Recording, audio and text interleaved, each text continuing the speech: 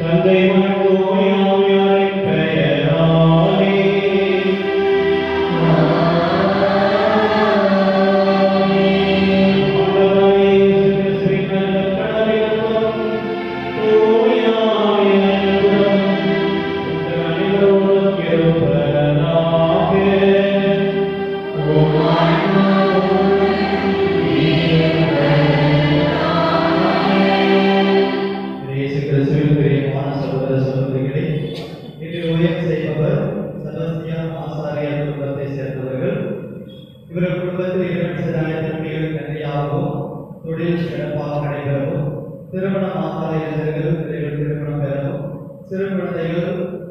அவர்களுக்கு தேவையான சுகமும் நல்ல முறையில் படிக்கவும் மேலும் குடும்பத்தில் எடுத்துக்கொண்ட அனைத்து ஆன்மாக்களும் இறைவனில் சாந்தி அடையவும் குறிப்பாக அவர்களின் ஆண்மலை பாட்டிற்காகவும் இந்த திருப்பலி கொடுக்கப்படுகின்றது. இன்று நமது மத்தியில் தோன்றியிருக்கின்ற தந்தை அவர்கள் அனுபவம் வாய்ந்தவர். அவருடைய பெயர் பீட்டர் டேமியன் துரைராஜ். நான் சென்றிருக்கிற காலத்தில் அவர் என்னோடு சேர்ந்து பயிர்கிறார். ரொம்ப எளிமையாக தாழ்ச்சி கொண்டது.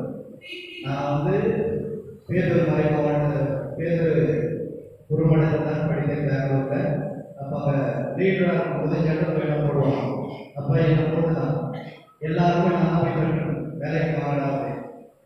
இவர் ஃபர்ஸ்ட் தொடர்பு வச்சுக்கிட்டு தரிசனம் மாட்டிக்கிட்டு இங்கே வேலை சொல்லுங்க அப்படின்னு சொல்லுவார். இயேசுவுக்கே புகழ், இயேசுவுக்கே நன்றி, வழி வாழ்க்கை. அன்னை மரியாதை கொண்ட அதே ஆட்சியை கொண்டவர் நமது தந்தை அவர்கள்.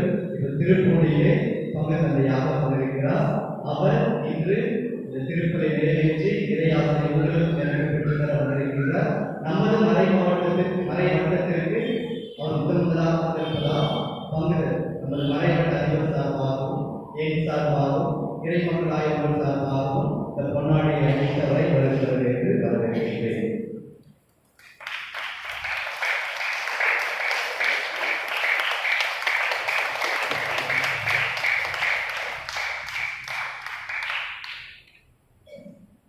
அன்புக்குரியவர்களே, தேடியவர்கள் இந்த உலகத்துல நிறைய பேர் இருக்கிறார். அவர்களுக்கெல்லாம் எதன் அடிப்படையில் நாம் மரியாதை செலுத்துகிறோம், மதிப்பு நம்ம கொடுக்கிறோம், ரெஸ்பெக்ட் நம்ம கொடுக்கிறோம். எதன் அடிப்படையில் கொடுக்கிறோம்? எதுக்கு? Very good. ஒன்று சொல்லிட்டு வயதின் அடிப்படையில முன்னாடி போடுறதான் வாங்க போகணும்னு சொல்லுவோம். ரெண்டாவது, அவர்கள் அதிகமாக படித்திருந்தால் நம்ம சின்னவனாக இருந்தாலும் அவங்க டாக்டர் படிச்சிருந்தா சரி, கலெக்டர் படிச்சிருந்தா சரி, அவங்க படிச்சிருக்காங்க அவங்களுக்கு மரியாதை கொடுக்கணும். மூணாவது, இறை பணி செய்யக்கூடிய சிறு வயதாக இருந்தாலும், நான் சின்ன பையன் 38 வயசு தான் ஆகுது, ஆனாலும் என் ஃபாதர்னு கூப்பிடுறீங்க. ஏன்? கடவுள் பணியை கடவுளுக்காக பணி செய்வதால மரியாதை கிடைக்குது. இந்த உலகத்துல பெரியவங்க சின்னவங்க வித்தியாசத்துல மரியாதை கொடுத்து கொண்டிருக்கிறது.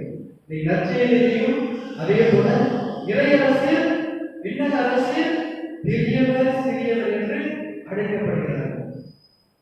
அன்புக்குரியவர்களே, நம்ம பார்வையில பிச்சைக்காரனாக இருக்கலாம், ஆடை சரியாக அணியாமல் இருக்கலாம், பார்க்கறதுக்கு ரொம்ப உபரமா இருக்கலாம். ஆனா ஆண்டவர் பார்வையில இறந்து நேரம் போகும்போது அவர்கள் தான் பெரியவர்கள்.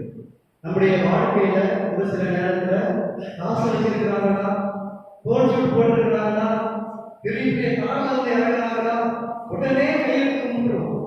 அதுதான் நம்ம கண்ணில் பெரியவங்க நம்ம நினைச்சிருக்கோம். ஆனா அவங்க இறந்து நேர போகும்போது அவர்கள் மிக சிறியவர்களாக இருப்பார்கள். நல்ல காரியங்களை அவர்கள் செய்ய தவறாகும். யார் யாரும் நல்ல காரியங்களை செய்துவிட்டு பிச்சைக்காரங்களாக ஜெயிலில் மற்ற இடத்துல இருக்கும்போது அதை மத்திய அழகா சொல்றாரு. நான் பசியாக இருந்தேன், எனக்கு உணவு கொடுக்கவில்லை, ஆடை இருந்தேன், எனக்கு ஆடை கொடுக்கவில்லை, நான் சிறையில் இருந்தேன், என்னை காணவில்லை. அவங்கதான் பெரிய, அவங்களுடைய உள்ளத்துலதான் ஆனது. நீ அவங்க செய்யும் போதுதான் அவங்களதான் இந்த அரசியல் பெரியவர்கள் என்று நற்செய்தியில சொல்றாங்க. எனவே நாம் நம்முடைய வாழ்க்கையில யார் பெரியவங்க யார் பெரியவங்க என்று தெரியாமல் பணத்தை வைத்து பதவியை வைத்து பெரியவர்கள் நாம் நினைத்திருப்போம். அந்த தருணங்களை நினைத்து இப்போது மனவருத்தி பெற்றுக்கொள்கிறோம்.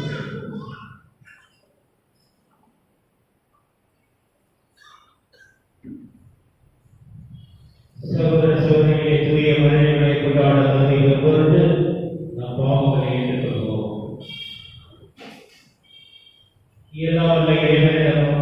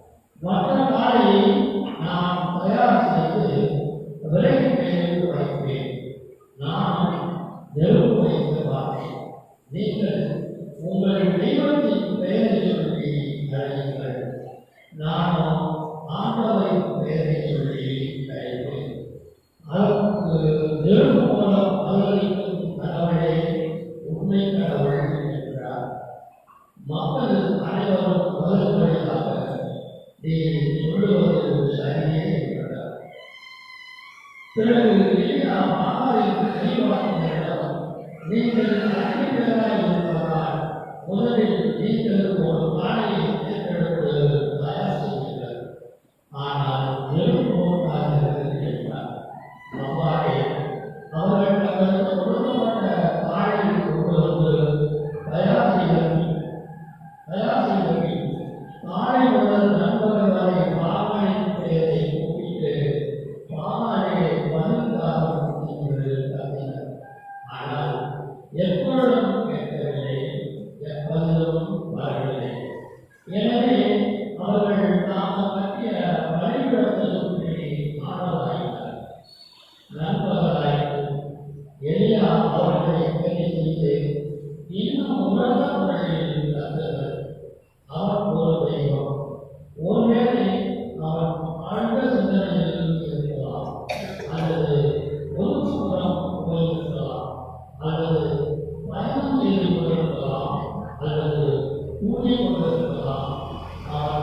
விழித்தல் வேண்டி இருந்து கொண்டிருக்கிறார். எனவே அவர்கள் இன்னும் உணர்ந்த குரலில் கத்தினார். தங்கள் வழக்கப்படி வாரிவாரும் வேலைக்காரன் சத்தம் ஒப்புவரை தங்களையே எதிர்த்து கொண்டார்கள். பிற்பகல் ஆயிற்று. அவர்கள் மாலை படை செலுத்தும் நேரத்தை தொடர்ந்து விழுந்துகொண்டே இருந்தார்கள். ஆயினும் எப்பொழுதும் கேட்கவில்லை, எப்பொழுதும் வரவில்லை, கவனிப்பார் யாருமில்லை. அப்போது எளியா எல்லா மக்களையும் நோக்கி என் அருகில் வாழ்வதற்கு சென்றார். மக்கள் அனைவரும் அவர் அருகில் வந்தனர். உடனே எளியா அங்கே கிடந்த ஆண்டவரது பலிபீடத்தை சென்றடைந்தார். ஒரு பெயர் இஸ்ரவேலுக்கு ஆண்டவர் யாக்கோபுக்கு வைத்திருந்தது போன்று அவர் வழிவந்த உலகளின் எண்ணிக்கைப்படி எலியா 12 கற்களை எடுத்தார். அக்கற்களை கொண்டு ஆண்டவர் பெயரில் ஒரு பலிபீடத்தை கட்டி அப்பலிபீடத்தை சுற்றிலும் 2 உணவுக்கால் அகலமுள்ள வாய்க்காலை வெட்டினார். அதற்கு வெறுத்தைகளை கட்டி காலையை உட்புறமாக வெட்டி அவற்றிற்கு வைத்தார். 4 குடங்கள் நிறைய தண்ணீர் கொண்டு வந்து எரிமலையின் மேலும் வெறுத்தைகளின் மேலும் போட்டுள்ளது என்றார். அவர் 2ஆம் முறையும் செய்கிறது என்றார். அவர்கள் 2ஆம் முறையும் அவ்வாறே செய்கிறார். அவர் 3ஆம் முறையும் செய்கிறார் என்றார். அவர்கள் 3ஆம் முறையும் அப்படியே செய்கிறார். எனவே தன்னை பலிபீடத்தை சுற்றிகள் ஓடியது. மேலும் வாய்க்காலை அவர் தண்ணீரால் நிரப்பினார். மாலைப்படி செலுத்தும் நேரமாயிற்று. எலிபாத்தின் எலியா பலிபீடத்தில் அருகில் வந்து ஆபிரகாம், ஈசாக்கு, இஸ்ரவேல் என்பவர்களின் கடவுளாகிய ஆண்டவரே, இஸ்ரவேலின் கடவுள் நீரே என்றும் இவற்றையெல்லாம் நாம் பார்க்கும்போதே செய்கிறேன் என்றும் இன்று விளங்க செய்கிறார்கள். நீரே கடவுளாகிய ஆண்டவர் என்றும் நீரே இம்மக்களை நடத்தி மீண்டும் மாற்றுகிறேன் என்றும் இம்மக்கள் அறிவுபடி எனக்கு வருத்தாரோ ஆண்டவரே எனக்கு வருத்தாரோ என்றார். உடனே ஆண்டவரின் நெருப்பு வீட்டை நிறுத்தி அந்த நெறிமொழியின் விளக்குகளையும் கற்களையும் கடலையும் சுட்டரித்து வாய்க்காலையும் பற்ற செய்தது. இதை கண்டவர் மக்கள் அனைவரும் கூற விழுந்து ஆண்டவரே கடவுள், ஆண்டவரே கடவுள் என்றார். இது ஆண்டவரிடம் அருள்வாக்கு.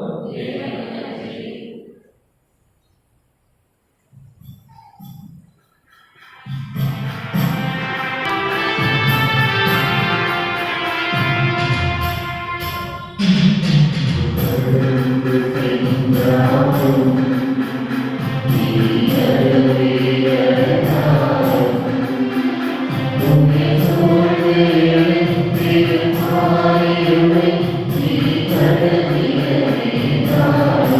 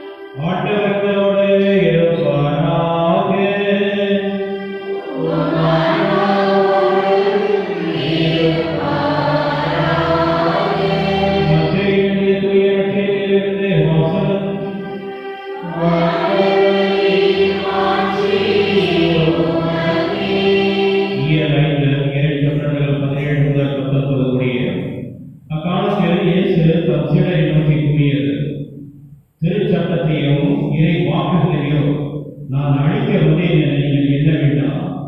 அவற்றை அழிப்பதற்கல்ல, நிறைவேற்றுவதற்கே வந்தேன். விண்ணும் மண்ணும் மொழிந்து போகும் முன் திருச்சட்டம் யாவும் நிறைவேறும். அதன் ஒரு சிற்றெழுத்தோ ஒரு புள்ளியோ ஒழியாது என உறுதியாக உங்களுக்கு சொல்கிறேன். எனவே இக்கட்டளை மிகச் சிறியது ஒன்றையே மீறி அவ்வாறு மக்களுக்கு கற்பிக்கின்றவர் விண்ணரசில் மிகச் சிறியவர் என கருதப்படுவார். இவை அனைத்தையும் கடைபிடித்து கற்பிக்கிறவரோ விண்ணரசில் பெரியவர் என கருதப்படுவார். ஆண்டவரின் அருள்வாக்கு.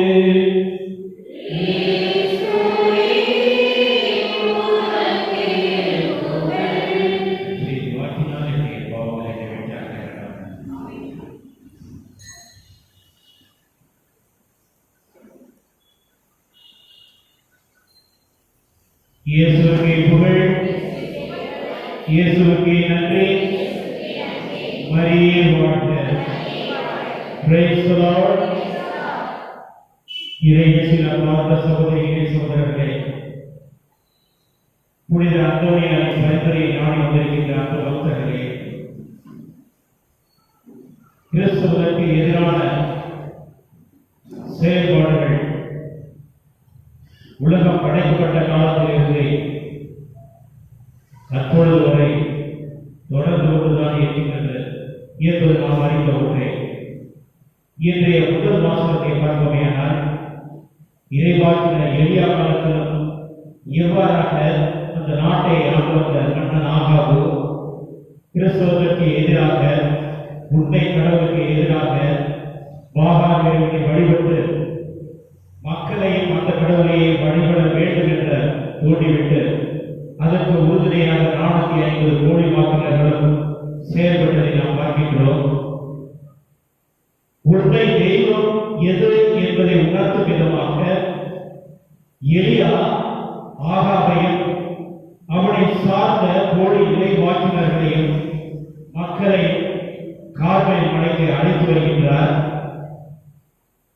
எளிதா வழிபடும் ஆண்டவரோ அவர் உண்மையானவரா அல்லது பொய் வாக்கினர்கள் ஆகாப் அரசன் வழிபடுகின்ற அந்த பாகால் இறைவன் உண்மையானவரா என்பதை உணர்த்தும் விதமாக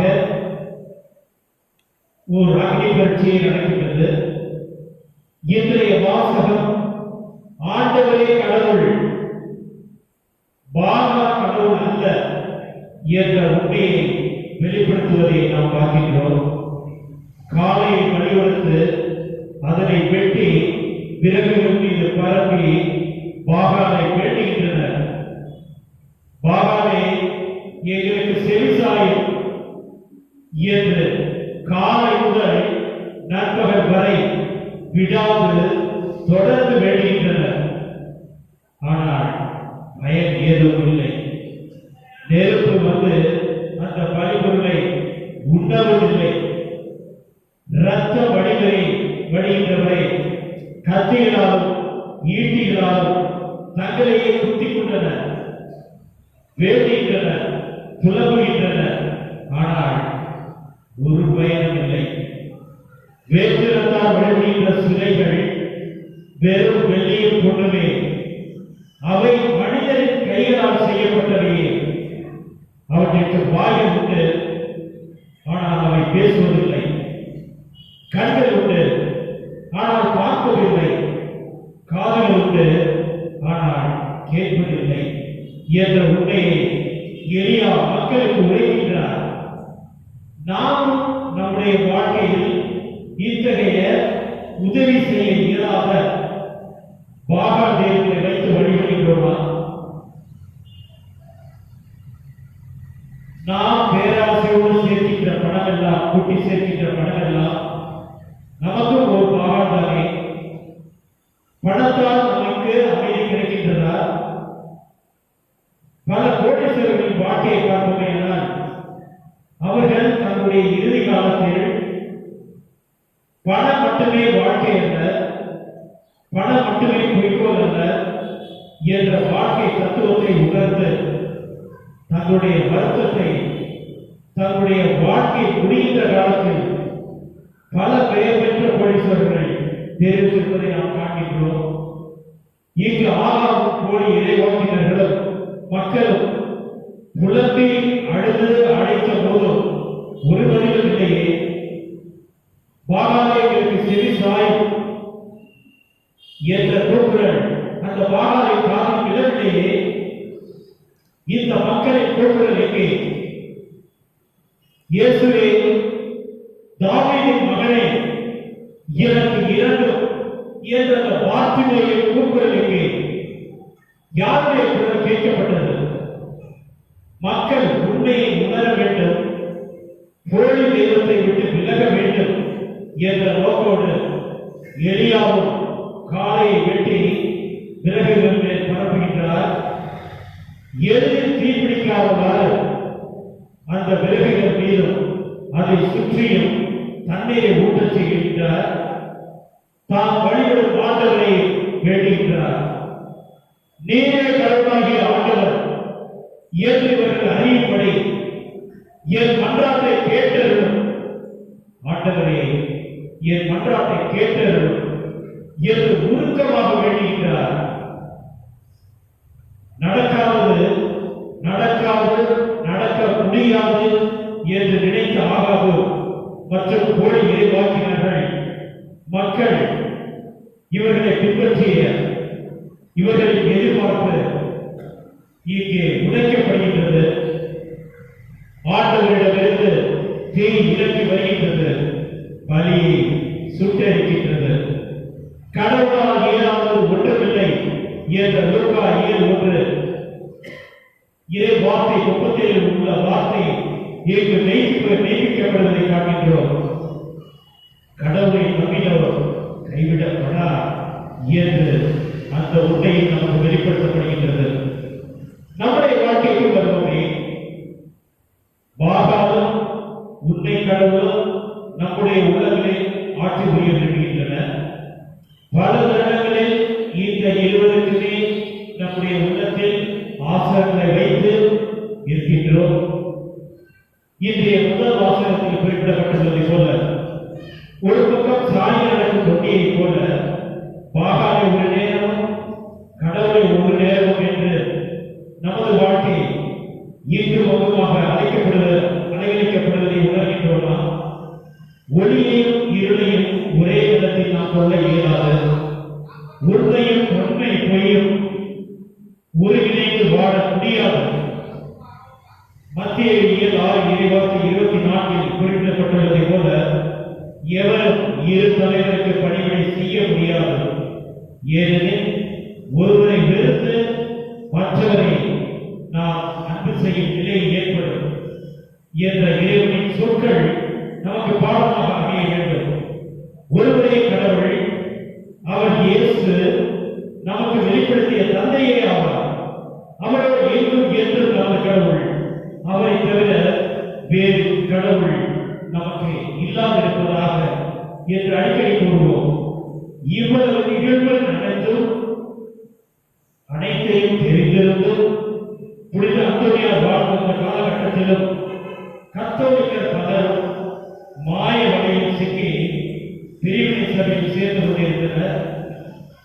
இவர்களை நல்வழிப்படுத்தவும் தீய நெறிகளை தகர்த்தெறியவும் அந்தோனியாரை மிகவும் தகுதி வாய்ந்தவர் என்று கருதி ஜெர்மனியில் உள்ள ரிமினி என்ற நகருக்கு சபை மேலாளர்கள் அவரை அனுப்பி வைக்கின்றனர். அந்தோனியார் அங்கு சென்று மக்களுக்கு போதிக்கிறார். எவ்வாறு எளிய காலத்தில் மக்கள் பாகாலை வழிபட்டார்களோ அதே போலவே பலர் இயேசுவை விட்டு பிரிந்து பிற மதத்தில் அந்த சபைகளில் சேர்ந்து வழிபட்டுக் கொண்டிருந்தனர். மக்கள் அவரது பேச்சை கேட்க விரும்பவில்லை. கடின உணவு படைத்தவர்களாக இருந்தார்கள். மேலும் பிரிவினை சபை அந்த நாட்டு அரசின் ஆதரவோடு செயல்பட்டதால் அதிகார வர்க்கத்திடமிருந்து பலவிதமான நெருக்கடிகள் ஏற்பட்டன. அந்தோனியார் மிகவும் சிரமத்திற்கு உட்படுத்தப்பட்டார். என்ன செய்வது என்று தெரியவில்லை. ஆயினும் நம்பிக்கையை இழக்காமல் இது பற்றி கடவுளுடைய விருப்பம் என்ன என்பதை அறிய தினமும் இறைவனிடம் மன்றாடினார். அவருடைய மன்றாட்டு வீண் போகவில்லை. ஒரு நாள் காலை திருப்பலி நிறைவேற்றியதில் வெகு வேகமாக கடற்கரை நோக்கி சென்றார். இங்கு கடற்கரை உள்ளது. இவர் ஏன் இவ்வளவு அவசரமாக செல்கின்றார் என்பதை அறிய ஆசைப்பட்டு அவர் பின்னே மக்கள் தொடர்ந்து செல்கின்றனர். கடற்கரை அடைந்ததும் தனது கரங்களை கடல் மேல் உயர்த்தி உரத்த குரலில், ஓ கடல் வாழ் மீன்களே, நீ யான் சொல்வதற்கு செவிசாய்ப்பீர்களாக. மனிதர்கள் கடவுளுடைய வார்த்தைகளை கேளால் ஒழிந்தார்கள். எனவே அவரது வார்த்தையை உங்களுக்கு போதிப்பதற்காக நான் இங்கு வந்தேன் என்று போதிக்க தொடங்கினார். உடனே கடலுக்கு ஒரு கொந்தளிப்பு ஏற்பட்டது. மீன்கள் கூட்டமாக அந்தோனியார் காடலில் கூடி வந்து அணிவகுத்து நின்றன. தங்கள் தலைகளை தண்ணீருக்கு வெளியே நீட்டி அவரது வார்த்தைகளை கேட்க தயாராயின. அவர் அவர்களுக்கு போதித்ததாவது, என் அருமை சகோதர மீன்களே, உங்களை படைத்த இறைவனுக்கு நீங்கள் நன்றி சொல்ல கடமைப்பட்டிருக்கிறீர்கள். நீங்கள் மிகவும் உல்லாசமாக உழைக்கிற இந்த பறந்து விரிந்த எல்லையில்லா கடலை உங்களுக்கு உறைவிடமாக தந்துள்ளார். புயல், காற்று, கொடிய நெருப்பு இவைகளுக்கு நீங்கள் உட்படாதவாறு பாதுகாப்பான இடத்தை இறைவன் தந்துள்ளார். இயற்கை சீற்றம் எதுவும் உங்களை பாதிக்காதபடி ஓடி ஆடி விளையாத நாட்கள் உங்களிடம் இருக்கின்றது. உங்களுக்கு பஞ்சம், வருத்தம் எதுவும் கிடையாது. நீங்கள் வழங்கி பெறுகிற கட்டளையை கொண்டார். நோவா காலத்தில் நீரினால் அழிவு உண்டான பொழுது உங்களை ஆண்டவரிலிருந்து காப்பாற்றினார். யோனா இறைவாக்கினரை அழிவிலிருந்து காப்பாற்றியதும் நீங்கள் தானே. உலக மீட்பதற்காக வரிகட்ட பணம் பெற்றதும் உங்களுடைய வாயிலிருந்து தானே. உயிர்த்த இயேசுவிற்கு உணவானதும் நீங்கள் தானே. உங்களுக்காக இவ்வளவு கிருபை செய்த ஆண்டவரை வாழ்த்துங்கள், போற்றுங்கள். நமது தூயவர் செய்த இந்த சிற்றுரையை மச்சங்கள் அமைதியாக மெய்மறந்து அசைவத்து கேட்டு மகிழ்ந்தனர். இந்த அதிசயத்தை கேள்வியுற்ற மக்கள் அனைவரும் நமக்கு திரண்டனர். அவர்களும் அங்கு அசைவற்று விரமித்து நின்றனர். ஆவணர்களே, அந்த மச்சங்களை கொடுத்தார். நீங்களும் இறைவனின் வார்த்தைகளை கேட்டு இங்கு ஒன்று கூடியிருக்கின்றீர்கள்.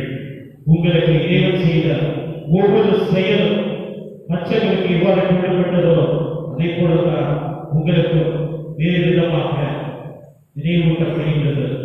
உங்களை படைத்த இறைவனுக்கு நீங்கள் நன்றி சொல்ல கடமைப்பட்டிருக்கிறீர்கள். நீங்கள் மிகவும் உல்லாசமாக உழைக்கிறிய இந்த பறந்து விரிந்த இந்த எல்லையில்லா உலகத்தை உங்களுக்கு உறைவிடமாக கொடுத்துள்ளார்.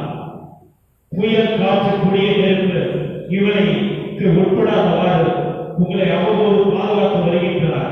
இயற்கை சீற்றங்கள் எதுவும் பாதிக்காதபடி ஓடி ஆடி விளையாடும் ஆற்றல் உங்களிடம் உள்ளது. சுனாமி இங்கு வந்தது, நீங்கள் அனைவரும் இருக்கின்றீர்கள் என்றால் அந்த இறைவனின் கிருபையால்தான். கஜா புயல் வந்தது, அதையும் மீறி உங்களோட மீது இறைவு கொண்ட பற்றினால் நீங்கள் இருந்து கொண்டிருக்கின்றீர்கள்.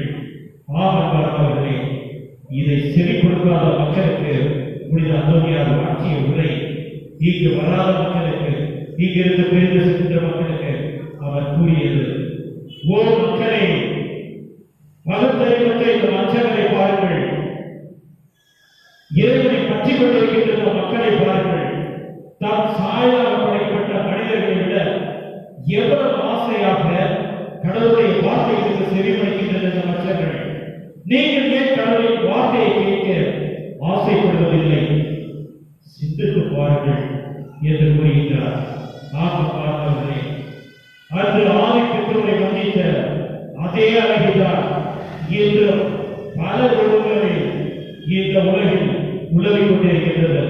திருத்துதர் பேருந்து தன்னுடைய முதல் கடல் 7:5 இறை வார்த்தையில் இவ்வாறாக குறிப்பிடுவதை நாம் காண்கின்றோம். அறிவு தெளிவோடு வெளிப்பாயிருங்கள், உங்கள் எதிரியாகிய அழகை யாரை விடுக்கலாம் என்ற கர்ஜிக்கும் சிங்கம் போல ஏறி தெரிகின்றது. ஆமாம் பார்த்தவர்களே, எந்தெந்த உலக ஆசாபாசங்களுக்கு இடம் கொடுக்காமல் இறைவனின் வார்த்தையை இருக்கப்பட்டுக் கொண்டு அழகின் வழியில் வீழ்ந்து விடாமல், பாகாலை போன்ற பகட்டு வாழ்க்கைக்கு ஆசைப்படாமல், நல்லவற்றையை பார்க்கின்ற கண்களை இறைவன் நமக்கு கொடுத்திருக்கின்றார். நல்லவற்றையை கேட்கின்ற காதலை நமக்கு கொடுத்திருக்கின்றார். நல்லவற்றையை பேசுகின்ற நாளை நமக்கு கொடுத்திருக்கின்றார். ஆகவே அதை உணர்ந்தவர்களாய் இறைவனுக்கு உள்ள வாழ்க்கை வாழ்வோம். அதற்கான வரத்தை இந்த திருப்பலியில் கேட்கிறோம்.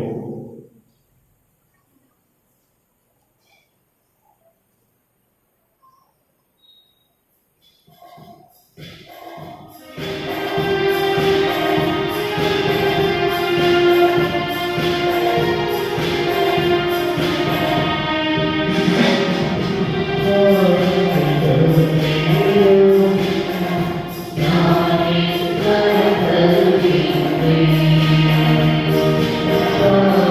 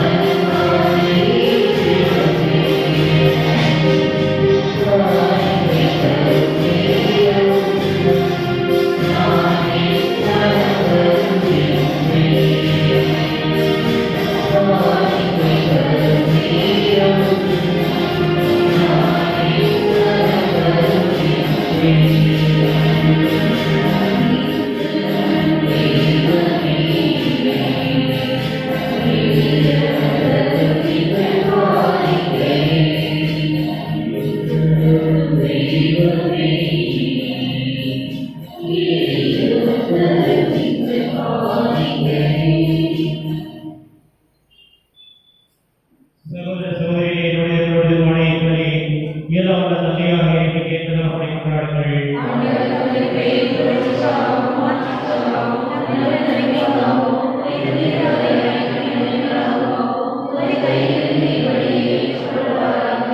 இறைவா, புனித அன்னையாரின் உடலை நாங்கள் உமக்கு செலுத்தும்படி உமக்கு உன்னதமாய் இருப்பதாக அவரது அன்பைப்படி எங்களையே மொழியாக அளித்து உம்மை புகழ்ந்து செய்வீராக. எங்கள் ஆண்டவராகிய கிறிஸ்து வழியாக உம்மை மன்றாடுகிறோம்.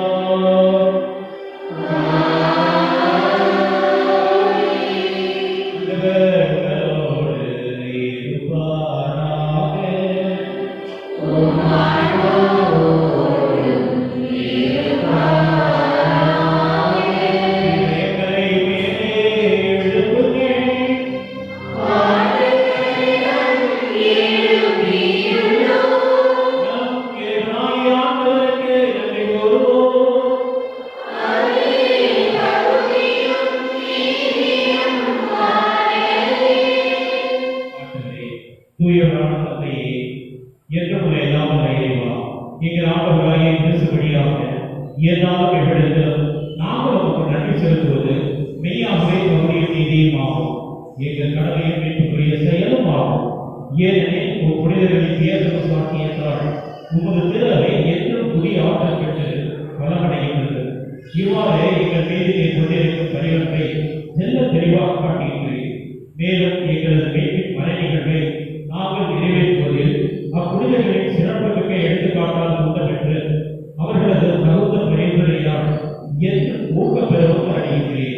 ஆகவே ஆண்டவரே, வாழும் முதல் புனிதர் அனைவரோடும் நாங்கள் சேர்ந்து உமது பெருமையை பறைசாற்றி அக்களிப்புடன் சொல்வதாவது: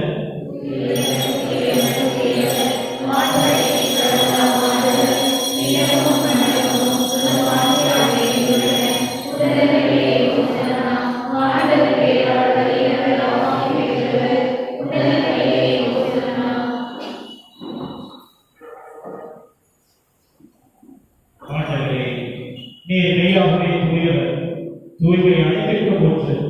ஆகவே என்னுடைய ஆவியை குறித்து இக்காணிக்கையை தூய்மைப்படுத்த அவரை வேண்டுகின்றோம்.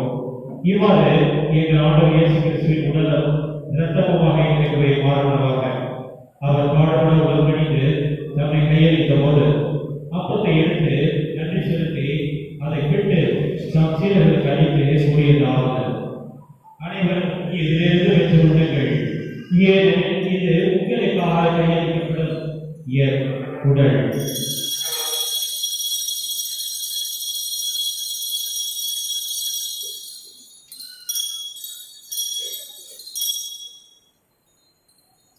அவனமே இரவு விருந்தை அறியவேன் கிண்ணத்தை படுத்து மீண்டும் அவருக்கு நன்றி கூறி தாம் சீடர்களுக்கு அளித்து அவர் கூறியதாவது: அனைவரும் இதிலிருந்து பெற்று பருகுங்கள், ஏனெனில் இது புதிய நிலையான உடன்படிக்கைக்குரிய என் ரத்தத்தை கிட்டார். இது பாவ மன்னிப்பு கேட்டு உங்களுக்காகவும் பலருக்காகவும் சித்தப்படும். இதை என் நினைவாக செய்யுங்கள்.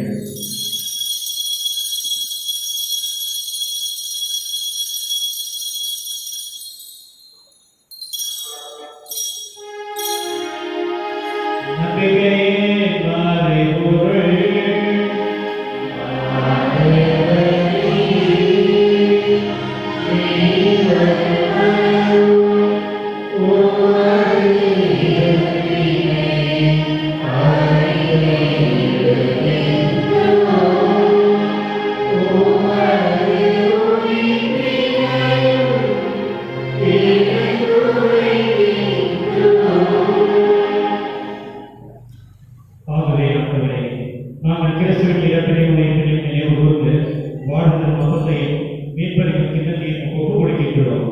திருமணம் ஊழியம் புரிய சகோதரர்களை ஏற்றுக்கொண்டேன். எனவே நமக்கு நன்றி செலுத்துகின்றோம்.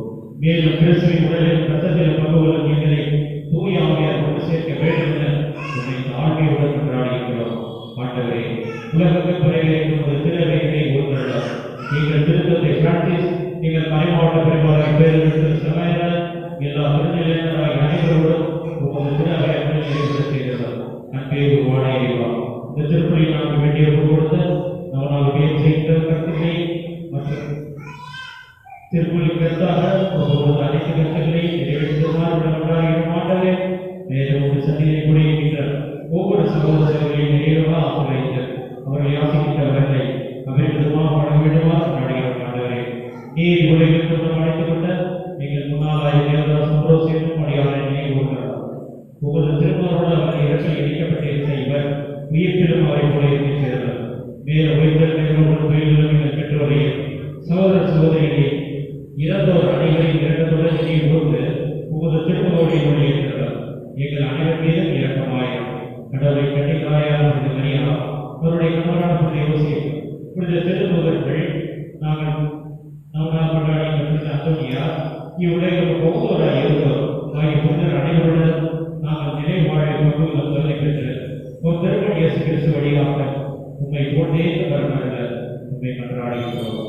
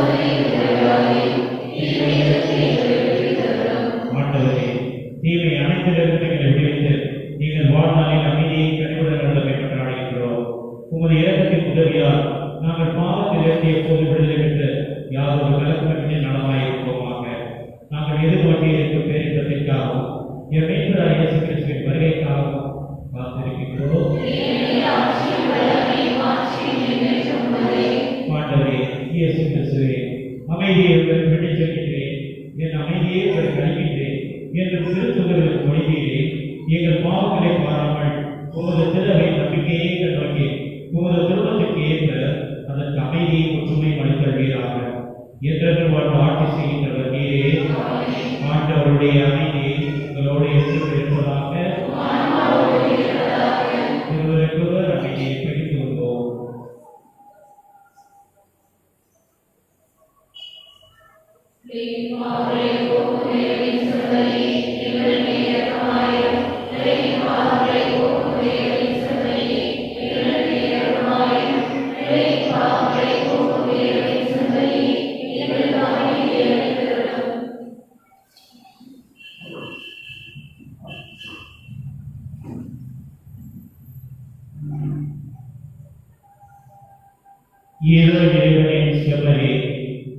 இதோ உலகின் பாவங்களை போக்குகின்றவர். செம்மறியத்திற்கு அழைக்கப்பெற்றோர் பேர் பெற்றோர்.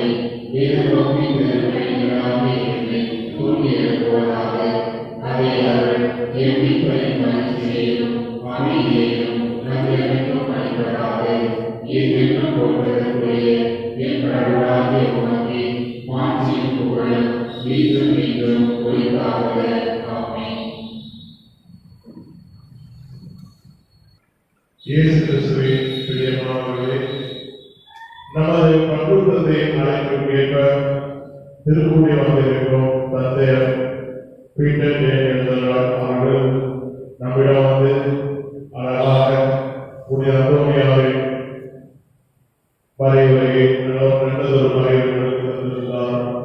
அவர்களுக்கு நமது பங்குத்தத்தின் சார்பாகவும் உங்கள் அனைவரின் சார்பாகவும் மனமார்ந்த நன்றியை தெரிவித்துக் கொள்கிறோம்.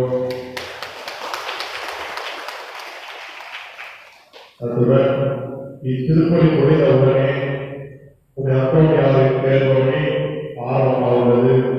அதனால் புனித அந்தோனியாரின் பேர்வழியில் அனைவரும் கலந்து கொள்ளுமாறு உங்களை அன்போடு கேட்டுக் கொள்கிறோம். உங்களுடைய கல்வர்களை நிறைவேற்ற ஒரு வாய்ப்பை கொடுத்த நம்முடைய மறைவட்ட அதிபர் மற்றும் பங்குதந்தை அவர்களுக்கும் உதவி பங்குதந்தை என்னுடைய நண்பர் அருட்தந்தை மரியபிரகாஷ் அவர்களுக்கும் இந்த தருணத்தில் என்னுடைய நன்றியை தெரிவித்துக் கொள்கிறேன். அனைவரும் இறுதியாக எழுதியிருப்போம். நன்றி கூறி மன்றாடுவோமாக. ஆண்டவரே, உயிருள்ள அப்பமாகிய கிறிஸ்துவினால் ஊட்டமளித்தவர்களுக்கு ஆசிரியராக அதே கிறிஸ்துவினால் முழுமையாக கற்றுத் தருவீராக. அதனால் புனித அந்தோனியாரின் இந்த நலமானவர்கள் அவர்களுக்கு உண்மையை அறிந்து அதை அன்பில் செயல்படுத்துவார்களாக. எங்கள் ஆண்டவராகிய கிறிஸ்து வழியாக உம்மை மன்றாடுகிறோம்.